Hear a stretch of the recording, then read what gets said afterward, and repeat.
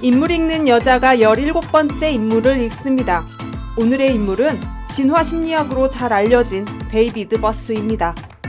오늘의 영상은 데이비드 버스의 저서 진화 심리학에서 발췌한 내용들로 구성되어 있습니다.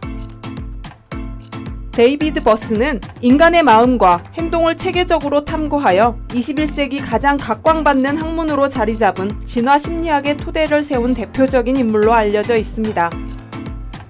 1984년에 캘리포니아 대학교에서 성격 심리학 전공으로 박사 학위를 받은 후 하버드 대학교에서 4년간 조교수로 재직하면서 진화 심리학으로 연구 방향을 설정하게 됩니다. 그 후 미시간 대학교에서 11년간 학생들을 가르치며 남녀 성 심리에 대한 탁월한 연구 결과를 잇따라 발표했습니다. 현재 텍사스 대학교에서 심리학 교수로 재직 중입니다. 그는 인류의 진화 심리학을 오늘의 위치에 올려놓은 대표적인 학자로 여겨지고 있습니다. 성을 포함한 인간의 욕망을 제대로 이해하려면 인류가 걸어온 다윈의 종의 기원을 통하여 들여다보고 있으며 종의 역사를 살펴봐야 한다는 게 그의 주장입니다. 버스는 인간의 행동 중에 특히 짝짓기와 죽이기 연구에 초점을 맞추어 짝짓기 전략과 남녀 간 갈등, 지위, 사회적 명성, 질투, 살인, 스토킹 등 다양한 주제에 대해 혁신적이고 논쟁적인 연구 활동을 해왔습니다. 200편이 넘는 논문을 발표하여 학계의 주목을 받는 동시에 다양한 저서를 통해 일반 대중에게 진화 심리학을 소개하고 있습니다. 그 연구 성과가 학계와 출판, 언론계에서 거듭 인용되어 로이터에서 가장 많이 인용된 연구자로 선정되기도 했다고 하죠. 진화 심리학 분야의 대표적인 학회인 인간행동과 진화학회의 회장으로 활동했으며 텍사스 대학교 우수 강의상, 미국 심리학회의 훌륭한 과학자상을 받았습니다.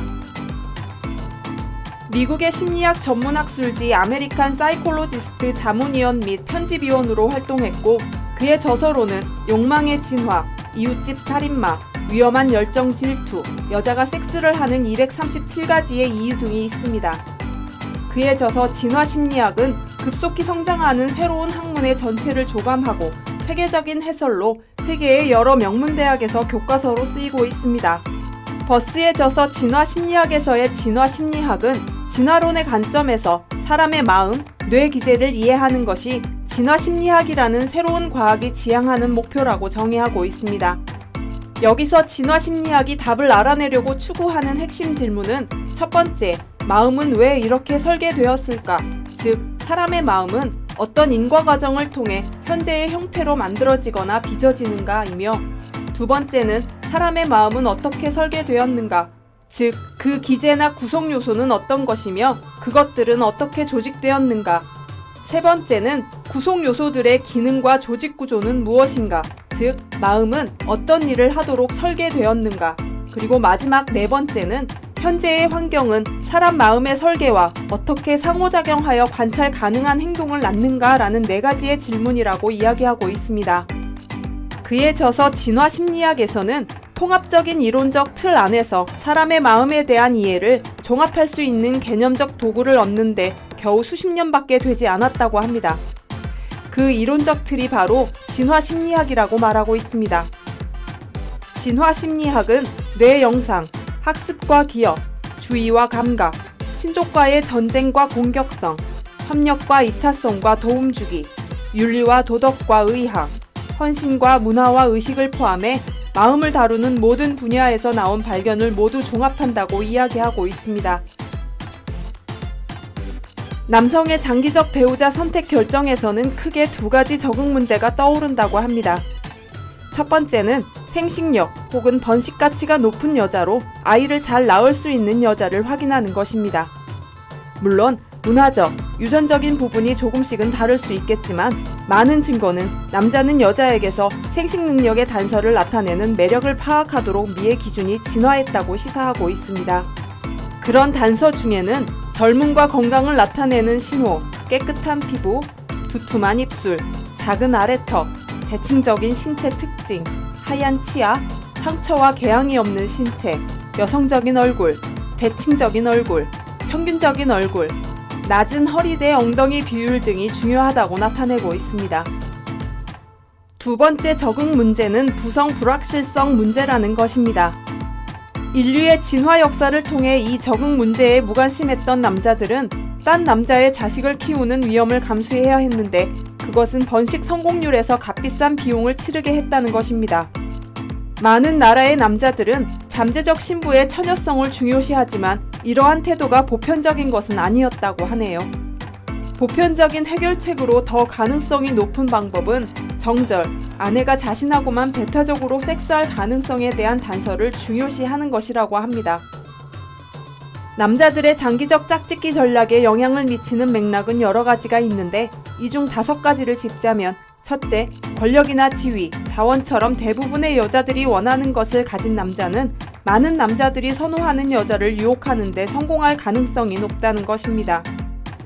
둘째는 매력적인 여자의 이미지는 남자에게 정식 배우자에 대한 헌신적인 생각을 감소시키는 것으로 보인다는 것이며 셋째는 남자는 헌신적인 짝짓기 관계에 들어간 뒤에는 테스토스테론 수치가 감소하지만 일부 일처제를 지키고 다른 여자와 바람 피울 생각을 하지 않을 경우에만 그렇다고 이야기하고 있습니다. 네 번째는 매력적인 여자와 상호작용을 하면 심지어는 매력적인 여자가 곁에 있는 것만으로도 남자는 테스토스테론 수치가 증가할 뿐만 아니라 위험을 감수하는 행동도 증가한다는 것이죠. 그리고 마지막 5번째는 남자의 배우자 선호는 짝짓기 예산에 따라 변한다는 것입니다. 짝짓기 예산이 제한돼 있을 때 남자들은 적절한 수준의 육체적 매력 같은 필수품을 특별히 중요시한다고 합니다. 그런 필수품을 충족시키고 나면 창조성이나 성격 특성 같은 사치품에 관심을 더 많이 쏟는다고 하네요. 여기서 재미있는 점, 여러 가지 행동학적인 자료원은 남자의 배우자 선호가 실제 짝짓기 행동에 영향을 미친다고 이야기하고 있는데 그중 첫 번째는 개인 광고에 반응을 보이는 남자들은 자신이 젊고 매력적이라 주장하는 여자에 더 많은 반응을 보이고 두 번째는 전 세계의 남자들은 자신보다 3살쯤 더 어린 여자와 결혼을 하는 경향을 보이는데 두 번째 결혼에서는 5살쯤, 세 번째 결혼에서는 8살쯤 어린 여자와 결혼을 한다고 합니다. 그리고 세 번째, 자신보다 어린 여자와 결혼한 남자는 번식 성공률이 더 높았다고 합니다. 그리고 네 번째 남자는 덜 매력적인 여자보다 매력적인 여자에게 시각적 주의를 더 많이 보이며 주의를 다른 데로 돌리라는 지시를 받더라도 매력적인 여자일수록 주의를 돌리는 데 어려움을 겪는다는 결론이었습니다. 그리고 5번째는 매력적인 여자에 상호작용하는 남자는 목소리가 더 낮아진다고 합니다. 6번째는 매력적인 여종업원, 특히 젊고 가슴이 크고 금발인 여종업원은 남자들에게서 팁을 더 많이 받는다고 합니다. 마지막 7번째는 남자들은 약혼자에게 반지를 사줄 때 약혼자가 젊을수록 더 많은 돈을 쓴다고 하네요. 행동학적으로 본 여자들은 남자들을 유혹하려는 목적으로 자신의 외모를 더 낮게 보이게 하기 위해 다이어트, 성형수술을 하는 등 남자들보다 훨씬 많은 노력을 기울이며 외모를 폄하한다든지 행실이 문란하다고 이야기하든지 하는 방법으로 경쟁자를 깎아내리는 경향이 있는데 이런 것들은 남자들이 장기적 배우자에게 바라는 선호에서 벗어나는 속성이기에 경쟁자를 남자에게 덜 매력적으로 보이게 하기 위한 효과적인 전술이라고 이야기하고 있습니다. 여자의 배우자에 대한 선호는 고정되거나 불변의 것이 아니라 다양한 맥락에 따라 적응적 방식이 크게 변할 수 있다고 이야기하고 있습니다. 그러한 맥락으로는 자원에 대한 개인적 접근 능력, 시간적 맥락, 당사자의 배우자 가치, 어떤 남자에게 관심을 보이는 매력적인 여자의 존재 등이 있다고 그의 저서에서는 밝히고 있습니다.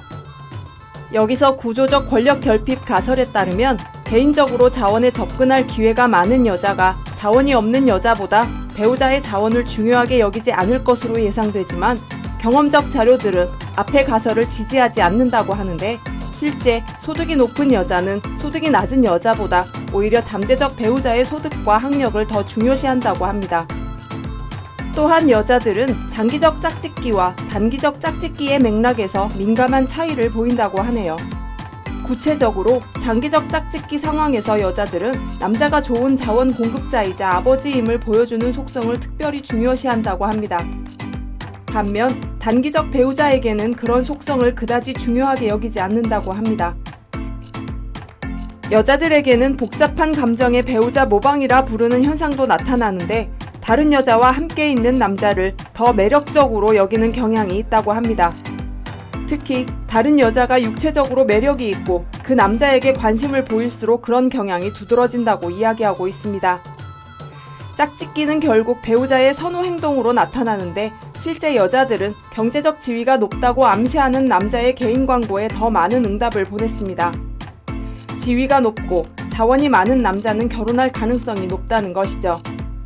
일부 다처제 사회에서는 지위가 높은 남자가 아내를 여럿 거느릴 가능성이 더 높으며 반면 가난한 남자들은 독신으로 남을 확률이 높다는 의미일 수 있다는 것입니다. 인구 통계학 자료는 전 세계에서 여자들은 자신보다 나이가 더 많은 남자와 결혼을 하는 경향이 있는데 이것은 그런 남자에 대한 선호와 정확하게 일치한다고 하고 있습니다. 마지막으로 여자의 선호는 남자의 행동에 큰 영향을 미친다고 합니다. 상대에게 매력적으로 보이려는 전술에서 남자는 자신의 자산을 과시하고 경쟁자를 가난하고 야망이 없다는 식으로 비방하는 경향이 여자보다 강하다고 합니다. 게다가 온라인 데이팅 프로필 등에서 남자는 자신의 소득과 학력, 키를 과장하는 경향이 있으며 젊고 매력적인 여자를 보기만 해도 경제적 성공을 중요시하거나 야망이 커지는 것과 같은 심리적 연쇄 반응이 일어난다고 합니다. 이러한 남자의 행동 중 일부는 여자가 배우자에게 원하는 속성에서 예측할 수 있다는 것이죠. 이러한 연구의 결과는 여자의 배우자 선호는 자신의 짝짓기 행동과 남자의 짝짓기 전략에 실질적 영향을 미친다는 결론을 내린 것이죠. 결국 한간에 떠도는 그 말이 맞는 걸까요? 남자의 배우자 선택은 첫째는 그냥 예쁜 여자, 둘째는 돈도 많고 예쁜 여자, 셋째는 똑똑하고 예쁜 여자는 내 배우자.